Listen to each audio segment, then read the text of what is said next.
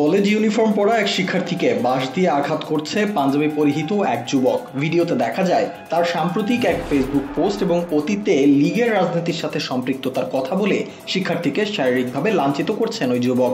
তবে জানা গেছে পাঞ্জাবি ও টুপি পরিহিত ওই যুবকের পরিচয়, নাম আরিফ চৌধুরী, পড়ছেন ঢাকা বিশ্ববিদ্যালয়ের ইসলামিক স্টাডিজ বিভাগে। রাজনৈতিকভাবে ছাত্র শিবিরের সাথে তার জড়িত থাকার তথ্য সামনে আসছে। ভাইরাল ওই ভিডিওতে দেখা যায় ভুক্তভোগী শিক্ষার্থীকে নানা প্রশ্ন করছেন আরিফ। এক পর্যায়ে আরিফ জিজ্ঞেস করেন ওই শিক্ষার্থী ছাত্রলীগ করেন কিনা। ভুক্তভোগী শিক্ষার্থী জানান আগে লীগের রাজনীতির সাথে সম্পৃক্ত ছিলেন। এ সময় আরিফ উপস্থিত অন্য শিক্ষার্থীদের প্রশ্ন করেন, তোমাদের বন্ধু যদি লীগ করে তোমরা তো করো না, ওই কাজের দায়ভার কি তোমরা নিবা? তৎক্ষণাৎ উপস্থিত একজন বলে ওঠেন, নিলাম ভাই, ভালো কাজ করলে নিলাম ভাই, যদি ভালো কাজ করে তাহলে নিলাম। উপস্থিত ছাত্রদের এমন উত্তরে আরিফ বলে ওঠেন, লীগের ভেতর আবার ভালো কাজ মানে?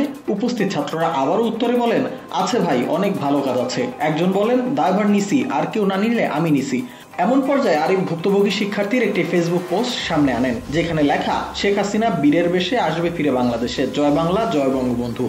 এমনটি কেন লিখেছে ওই শিক্ষার্থীকে, এমন প্রশ্ন করেন আরিফ। ভুক্তভোগী শিক্ষার্থীকে বিভিন্ন বিষয় নিয়ে নানা রকম প্রশ্ন করতে থাকেন আরিফ। তখন উপস্থিত একজন বিষয়টিকে পার্সোনাল বা ব্যক্তিগত হিসেবে দাবি করেন। এরপর পরই চড়াও হন আরিফ। কলেজ ইউনিফর্ম পরিহিত শিক্ষার্থীকে বাঁশ দিয়ে আঘাত করেন, এমনকি গালিগালাজও করেন তিনি।